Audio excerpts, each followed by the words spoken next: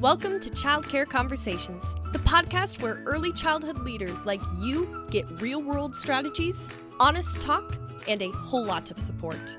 Whether you're running one center or many, we're here to help you lead with confidence and clarity. This episode is brought to you by our summer partner, Childcare Business Growth, your go-to solution for filling spots, increasing revenue, and scaling your childcare business without the burnout. We're proud to partner with a team that's as committed to your success as we are. Learn more at childcarebusinessgrowth.com. Now, let's get into today's conversation, one we think you're really going to love. Hey guys. Okay. Today's guest is someone from a state we've never had on the podcast before, but it's one that's near and dear to my heart since my family has and continues to live in this state, and they've lived there for, 300 years. So this is Melissa McCall from North Carolina, and she's here to talk to us a little bit about supporting our teachers in doing what matches the research about two things that people are like, those don't go together: play and literacy. How do those go together? So I know, but I'm excited. But I think you just gave us a new challenge, Carrie. I think we now need to find a guest from every state. Okay, of all of the countries that have states, or just the United States? Because let's start with the United States and go from there. Okay. But then we've got the province. I think we also have to do the provinces of Canada at the same time. Oh, absolutely. Okay. Absolutely. Sorry, that was such a squirrel. I am sorry, Melissa, you had to see that, but it is what it is. So I'm excited about this topic, Melissa. Tell us a little bit about how this became kind of a joint component for you, like how you put the two pieces together. And then I'd love to hear more about what you do. Sure. Thanks so much for having me. So yes, Moving Little Minds is the name of my business, and it's really about taking what research has shown, which we know is play, right? Children learn through play, but then something near and dear to my heart, which is literacy and teaching children to read. So this all began, my daughter, she is now 11, but when COVID hit, she was a kindergartner. And we started to, when she was in preschool, we would do all sorts of letters and sounds and all types of things, and she could rock it out. But I always knew, I was a teacher, master's in special ed, I knew something was wrong. But I was not trained properly with how to teach children how to read. And so I could not figure it out. And it took several years. Well, actually, it took till COVID hit. And my son is with me. He's in preschool. We're doing all sorts of preschool things. She's on her little computer doing virtual learning. She comes over to join us. She can't segment syllables. And I'm like, here's my 3.5-year-old clapping away. She can't rhyme. She's 3/4 the way through kindergarten. And so she went to a wonderful preschool. She was rocking and rolling, but that really kind of set a fire under me to say, what is the issue? Why can't she do these things? Are preschool teachers aware of the skills that children can do early on, and are we practicing those skills? So that's kind of, after several years of this journey, I have ended here and absolutely love it. So I'm dedicated to just educating teachers a little bit more on I wouldn't say you ended there. I think you are just now beginning. I think this is a launch pad. So, absolutely. Yes. So I remember being that early learner. And I remember when rhyming was introduced, and at my school, they introduced both rhyming and alliteration at the same time. I'm going to say don't do that because I was very confused whether Robin runs a rough and ready route was rhyming or cats and sats. Absolutely. And so that's one of the things that we really dive into is the progression of skills. And when you are 2 years old, you can actually start clapping to the beat, and that is phonological awareness, and that has a purpose. And if we get good at that skill, then that builds and builds and builds. So then we're sending children to kindergarten with a full bucket, and they can grow, Is this through drill? No, it's just through a little bit more intentionality. But it's still through play. And Absolutely. and I think that's what's really key here is, you definitely have all different types of thought when it comes to different types of curriculum. What does school readiness look like? And there's the folks who are on the extreme each side, right? Like, Absolutely. for lack of a Mhm. better term, drill and kill, right? Like, it's all letter recognition. And then there's the folks on the, you know, children's work is play. And I would say that probably the majority of the folks, Carrie, that we've met are somewhere in between, right? Like they got a Yep. little bit of this and a little bit of that. And I think what's great is that you're going and let's look at the research and let's talk about it. Now, I'm just curious, do you do workshops and trainings and provide materials for parents? You brought up COVID as an example, and I feel like sometimes that might be the disconnect for a lot of teachers is that parent communication. Absolutely. So before I left and started moving Little Minds on my own, I was doing both. I was in a school and we would do parent workshops um, there as well. But honestly, what I found was if it wasn't a convenient time, they weren't going to show up. I mean, that's Yep. just the reality of it. The one that they showed up to most would be getting ready for kindergarten, which my mission is we can do so much very early on. I do have some products that are dedicated to parents and simple, engaging things that you can do every single day, like a tear off calendar. And then I also provide the parents with newsletters. So providing the director, you download this newsletter and you send it to your parents because it starts with educating the parents and quite honestly, they just don't know what they don't know, right? And so if we Yep. can empower them, that can make all the difference as well. And we make sure that the teachers know before we send it to the parents so that when the parent comes in, the teacher's like, oh, I didn't know that. And then the parents are going, why am I sending this child to this teacher when they don't know what I know, even Exactly. though they got the information from the director? And that would be our newsletters would go to the teachers too, and they would come by and say, like, oh my goodness, I'm learning from this stuff too. Because a lot of the preschools that I'm in around Charlotte are private faith-based preschools, and they might not get professional development, or they might not have learned some of the stuff because a lot of them are parents that turn into the teachers. So Well, and I Yeah. I think, go mean, ahead, Carrie. I was just going to say, I know of a couple of kids off the top of my head who went to programs where the teachers were amazing at running a classroom and helped the kids with socialization, but they did not know any of the stuff, like the science behind mhm. of, you know, learning how to sound out words or even how to hold a pencil correctly. Like they didn't Well, know mhm. any of that kind of stuff. And so the kids went to kindergarten and the kindergarten teachers had to reteach so much that shouldn't have been. One of the things that I love that you said, Melissa, is that we can start so young. And that's where we often hear those phrases, foundation skills. And even Carrie kind of alluded to sometimes um, kids may learn it, but they may not master it. Or if they're not using it, they're losing it. And so Absolutely. I think that your concept is great for early childhood learners, for the educators, for the parents, and helping to bridge that. What we start at 2, we should keep going because we've all seen that little kid that, goes viral because they're bopping to the music because they've got it. Exactly. But we don't ever know where that kid ends up from an academic standpoint because if somebody sat them in a chair at age 4 and said, here's your ditto and here's your pencil, now you need to sound out words, there's a disconnect with that. And sometimes it's because it's what the parents think they want. Mhm. They've been um, persuaded. Exactly. Yeah. It's, sometimes coming up with a tactful phrase is not always Exactly. the easiest thing to do in the morning, but they've been persuaded, or somehow they've seen on television or in media that this is how they're going to prepare their child for a better education.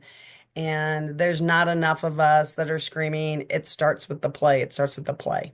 So And absolutely. So if somebody is listening to this episode and they want to know more, what might be a tip you might give a toddler teacher, a preschool teacher, and maybe even a parent on how to incorporate that play piece into their classroom? so first, it really Or comes play and down to, literacy. Let me change that, because yeah, they probably figured out the yeah, play, but how to make that absolutely, connection. absolutely. So first, it comes down to just, I think, starting to understand what are children actually capable of doing. I always say children are capable of amazing things if we just try it. So when I go into, so I teach literacy focused classes here in Charlotte as well. So I go into schools around Charlotte and in the twos classroom. So one thing we do is we might be reading a story about cake. And so we start by sharing our favorite cake. Well, that's probably something that a teacher's doing anyway, right? We want to ask children, ooh, I like cookies. What's your favorite dessert? And one of the easiest things you could do is just clap that sentence. I like cookies. That's it. So you are just literally starting to get children to understand that a word has a beat and a part. And so something as easy as that. From there, we might have a puppet and we're going to say, oh, I'm so hungry. Can I have the cookie? And the child with the cookie is coming up and feeding the puppet. They don't even realize, but I have now, I have segmented a syllable and they blended it and put it back together. So just being very intentional. With alphabetic knowledge, instead of a pencil and paper, we're using ribbon sticks. And so now we're playing games where I'm in the front making a giant A and you're guessing, what did I just form? And then we're forming the A together. So it first just comes down to, I think, knowing what children can do and then making a plan. So I always say it takes intentionality, which can be harder for parents, right? Because they don't always necessarily know what their children can do, right? They're told, here's a workbook. Your kid's going to write some letters this week and they're going to know all the things. Well, that's what they see at Sam's Club or at Costco, right? Or those 2-inch, things for your kids to do this summer, or, that kind of activity. And I think what's really kind of the downfall for a lot of those things is there's not if your child can't do this, go back and learn those basics. And, And I mean, one of the things that you were just talking about, Melissa, is starting with gross motor to do those letter formations, large muscles to small muscles, which is one of those foundational things in your first child development class, right? They taught you the 5 rules of child development, one of which is that development starts with large muscles and goes to small muscles, right? You have control over your trapezius way before you have control over the teeny tiny muscles in your fingers. And so if they can do it using their whole arm, they can do that way earlier than they can write an A with a pencil. If they can write an A with their whole body, that's mapping the brain. Yeah, it creates that, oh, this is the shape that I need to remember. And we can't do that in a workbook that you can pick up at, a Dollar General or a Costco, right? There's a great study out of MIT that's about how writing letters in free form is activating the reading parts of your brain. So like getting a child to write the letter in sand is activating the brain more than just simply how much is going on right now while I'm tracing. Nothing's happening in my brain. I'm literally just going. So it's interesting. I wish everybody knew that, because the number of classrooms that I go into that are threes, fours, fives classrooms, and they have what we would call a ditto because of how old we are, a worksheet that they've put inside a page protector, and they're giving those kids a dry erase marker. And that is one of their, okay, I've finished eating and we're waiting for everybody to get ready for washing hands and going to sleep. And the kids are just laying on their bellies doing worksheets. Oh, it hurts my head every time I see it, especially when they're like, we're a 5-star program. I'm like, how are you a 5-star program when you're doing that in your literacy work? Yep. And it's hard because it does take a mindset shift, I think. I think to really understand the science behind everything. And so that's kind of my mission, is like, this is what science shows, and this is how the brain works and how we can merge. Well, I think what's great is you brought up a statement early on that I heard, which was the concept of professional development. And, some folks have heard Carrie and I talk about it. I'm not sure we've talked about it a whole lot, even on our episodes, but we are all about making and helping teachers view themselves as the professionals they are. It's a That lot they of can be. Not all of them are. The professionals that they can be. they can be. And it starts with professional development, not staff training. And sometimes they don't know, kind of like what you just said about the parents, they don't know what they don't know. And I think we have teachers in that same component. And I love the fact that you bring this to the entire center, to every age level, to the director, to the teacher, and then they get to share those resources with the parents.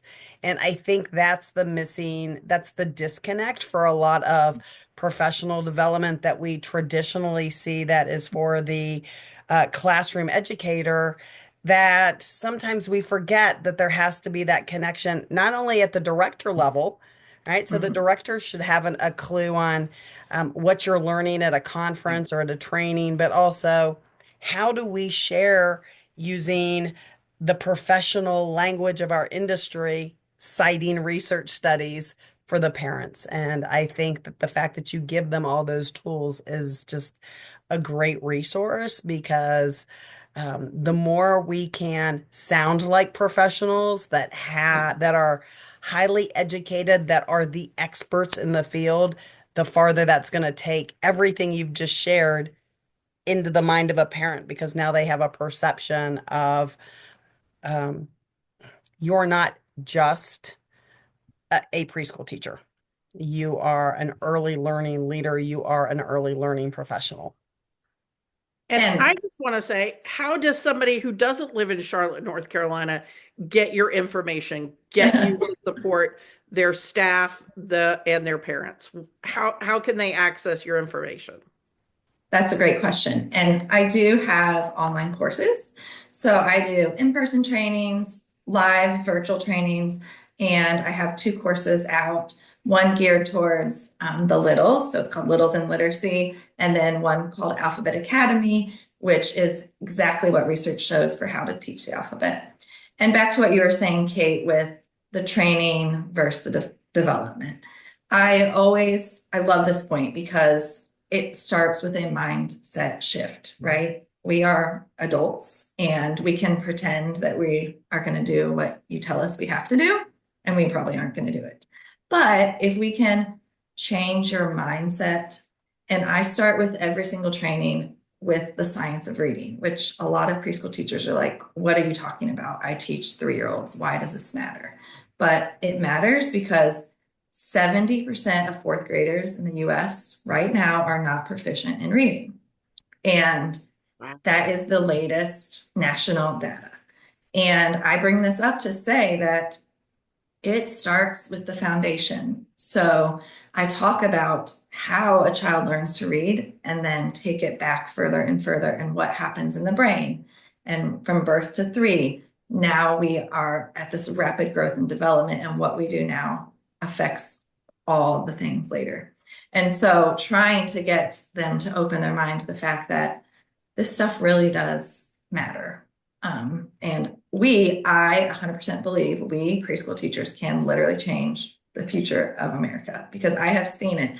I've taught at preschools where they have public preschool, and I was the kindergarten teacher, and all those children that came in were rock stars. I could take my class so much further, even than the little private school kids who went to their little church preschool.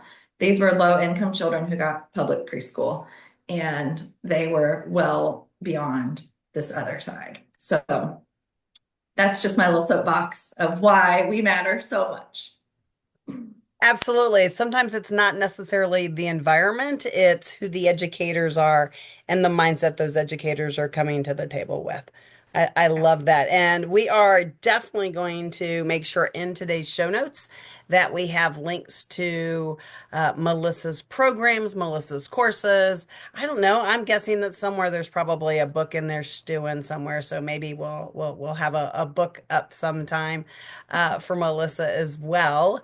But in the meantime, go listen to today's episode. And if you think that this is something that another teacher, another director needs to hear, you want to try to figure out how to maybe even bring Melissa in to do some professional development at your state level, at your program level, please reach out to Melissa. We would love to see more of these play literacy connections happening across the country. And with that, Carrie or Melissa, do you guys have anything else you'd like to say? Just thanks for having me. Keep playing and learning. Absolutely.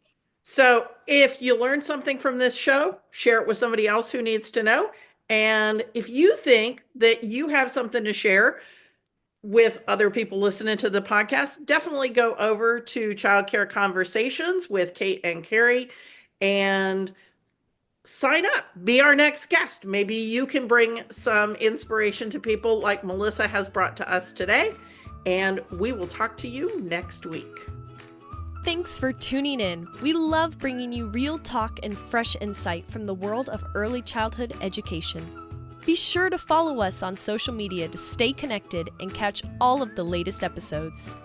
And if you're planning a conference, training, or special event, Kate and Carrie would love to speak to your audience.